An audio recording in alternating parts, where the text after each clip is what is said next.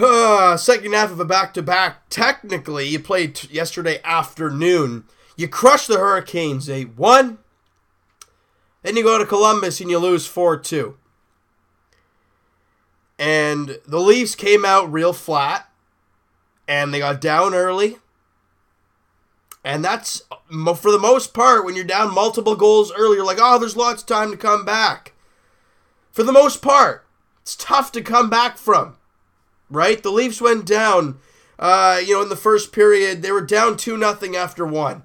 And you look at that first period, and we actually won that. We won in shots 12-11, but it was the quality of the chances that the Leafs were giving up. And now you look at the first goal. Sedlak scored. And you look at the play, Jake Gardiner and Zach Hyman were asleep. Sedlak's just standing in front of the net, and he gets a wide open pass, and he shoots it home. That's that. Nothing you can blame on Curtis McElhinney for that one. Seth Jones, right as the penalty expires. Seth Jones comes down. It's like a 2-on-1. Technically shorthanded, but it's technically not, because right as he passed our blue line, probably about a second before he scored the goal, he came out of the penalty box. So it's technically not, but it felt like one. But that's Seth Jones' goal. As much as I want to blame the team, Curtis McElhinney, you look at the replay, he was 100% thinking pass. You saw him start to slide the pass, and that gave Seth Jones a wide barn door to shoot at. And he's no way in heck he's going to miss that, so he scores there. It's 2-0 after 1. Now the Leafs show a little bit of fight. The Leafs actually show some fight in the second period. 4:26 in. Beautiful feed from William Nylander to Jake Gardiner. Fires home his third of the year. It's a 2-1 game, and we're not even 5 minutes into the second. Long way to go.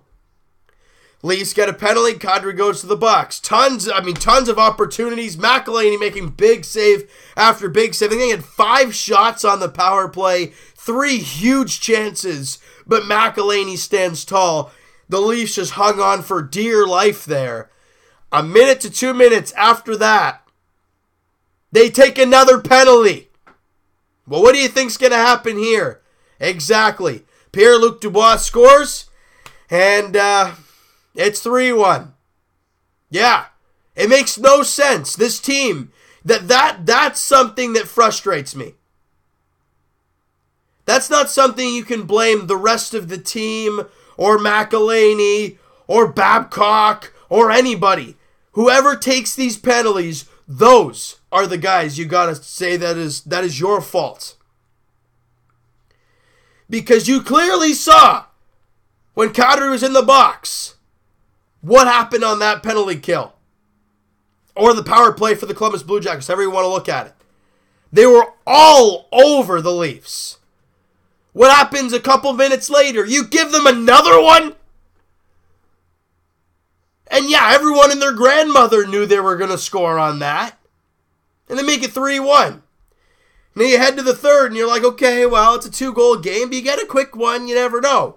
Well, the Leafs can't really get much going there. The Leafs they play a great game offensively when it comes to getting quality chances. They did have 41 shots in this game, 16-7 in the third period, but Alex Wenberg, this is a bad pinch by Connor Carrick to try and keep the puck in. Can't, or keep the puck along the boards. Can't.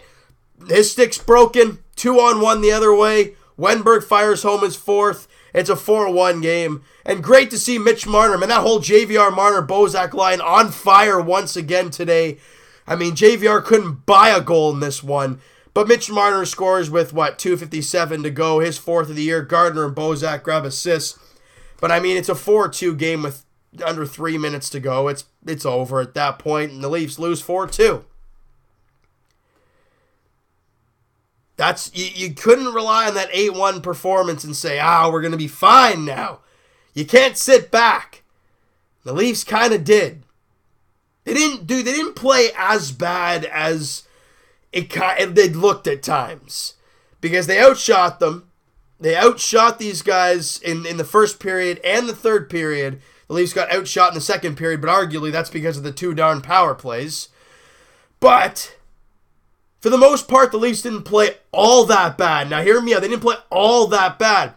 Korpisalo stood on his head. He was the reason they won that game. And I'm not saying, well, if they didn't have him, they would have lost. Well, yeah, maybe. But they do have Bobrovsky, a very good goalie. How did we beat Edmonton?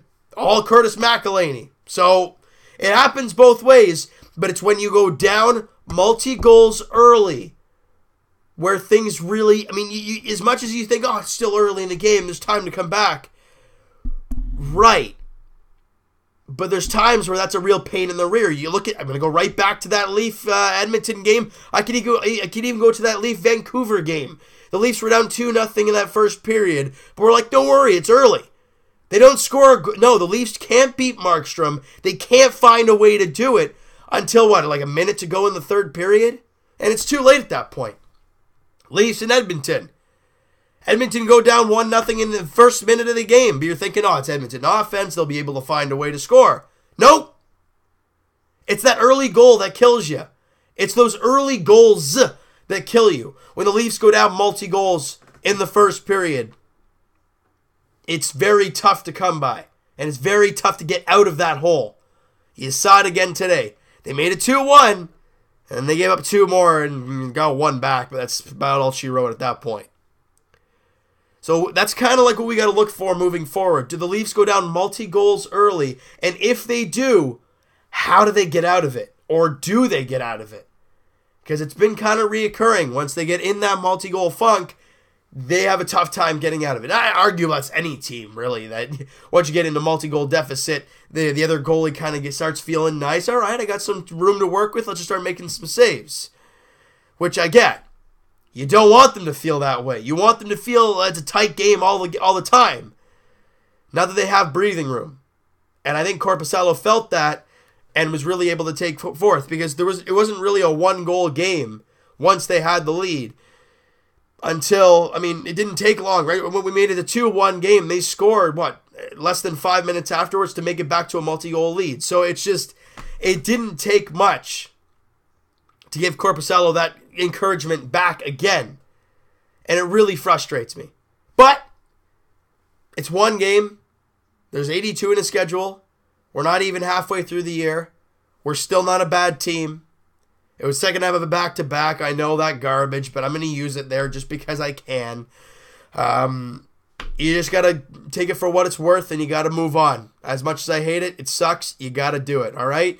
So, next up for the Leafs, they're still on the road. They're in New York taking on the Rangers Saturday night, 7 o'clock puck drop there. The Leafs they look to rebound after this tough loss. They have 2 days off, Thursday and Friday, to practice to get ready for this game Saturday. And then they're in Arizona on Monday, so they're on their road swing now, then in Colorado, then in Vegas, then back at home on Tuesday, January 2nd, to take on the division-leading Tampa Bay Lightning. So it's not like it gets any easier once you come home, all right? So you know what, guys? That is going to do it for this one. If you guys enjoyed this video and you guys are frustrated as I am, hit that like button. I do appreciate that. Hit the subscribe button if you guys have not already. Comment down below. What did you guys think of this game? What was the turning point in this game?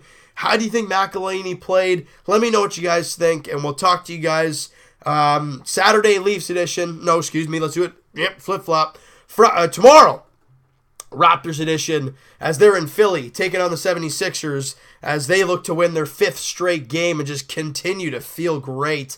And we'll talk to you guys Leafs edition Saturday night in New York as the Leafs get back in the win column after today's loss. All right, so we'll talk to you guys then, hoping for a Leaf win and beat the New York Rangers. 7 p.m. puck drop at Madison Square Gardens. We'll talk to you guys then.